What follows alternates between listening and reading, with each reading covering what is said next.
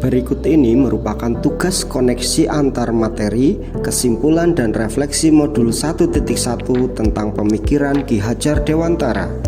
Saya Agung Eko Setiono, calon guru penggerak angkatan 9 dari SMK Negeri 1 Gombong, Kabupaten Kebumen.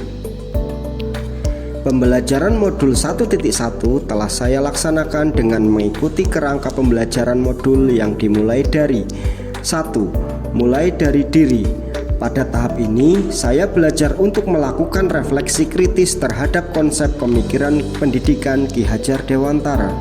Yang kedua, elaborasi konsep. Pada tahap ini, saya mendalami pemahaman tentang konsep pendidikan Ki Hadjar Dewantara antara lain tentang potret pendidikan Indonesia sejak zaman kolonial hingga kini. Yang kedua, kerangka pemikiran Ki Hadjar Dewantara. Yang ketiga, azas pendidikan Ki Hadjar Dewantara. Yang keempat, dasar-dasar pendidikan yang menuntun. Yang kelima, kodrat alam dan kodrat zaman. Yang keenam, budi pekerti. Yang ketujuh, interpretasi pemikiran Ki Hadjar Dewantara.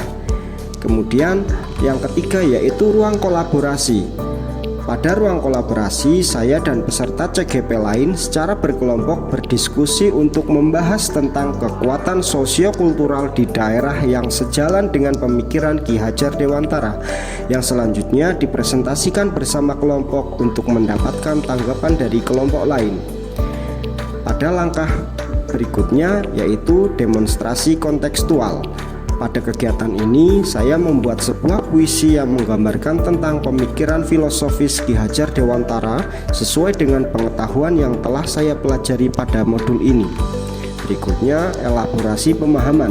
Pada kegiatan elaborasi pemahaman, seluruh CGP Angkatan 9 mengikuti penguatan materi dari instruktur nasional terkait dengan materi filosofi pendidikan nasional Ki Hadjar Dewantara.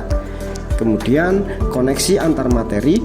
Pada tahap ini, saya diminta untuk membuat kesimpulan dan refleksi pengetahuan dan pengalaman baru yang dipelajari dari pemikiran Ki Hadjar Dewantara.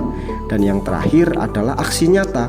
Pada kegiatan aksi nyata, saya diminta untuk mengimplementasikan pemikiran Ki Hadjar Dewantara di kelas dan sekolah sebagai pusat pengembangan karakter.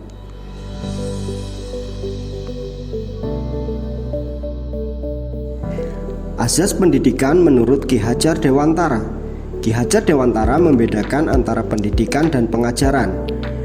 Pendidikan adalah menuntun segala kodrat yang ada pada anak-anak agar mereka dapat mencapai keselamatan dan kebahagiaan yang setinggi-tingginya, baik sebagai manusia maupun sebagai anggota masyarakat. Sedangkan pengajaran itu tidak lain adalah pendidikan dengan cara memberi ilmu atau berfaedah buat hidup anak-anak, baik lahir maupun batin. Dasar pemikiran Ki Hadjar Dewantara dapat dilihat dari beberapa poin berikut ini. Yang pertama adalah sistem among atau menuntun. Yang kedua, kodrat alam dan zaman. Yang ketiga, pembelajaran yang berpihak pada murid. Yang keempat, budi pekerti. Yang ketiga, trikon atau kontinu, konvergen, dan konsentris. Berikutnya, merdeka, lahir dan batin. Selanjutnya, pendidikan bukan tabula rasa. Dan yang terakhir, pendidik seperti petani atau tukang kebun kehidupan.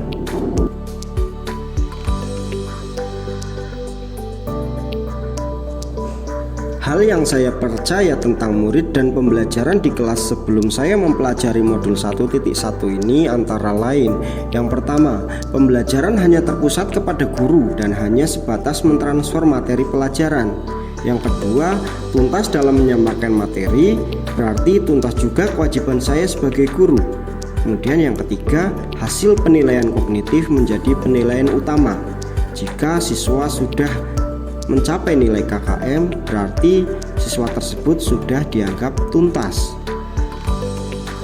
Hal yang berubah dari pemikiran atau perilaku saya setelah mempelajari modul 1.1 ini yaitu yang pertama, pembelajaran seharusnya dilakukan secara menyeluruh, mencakup aspek kognitif, afektif, psikomotorik, spiritual maupun sosial budaya.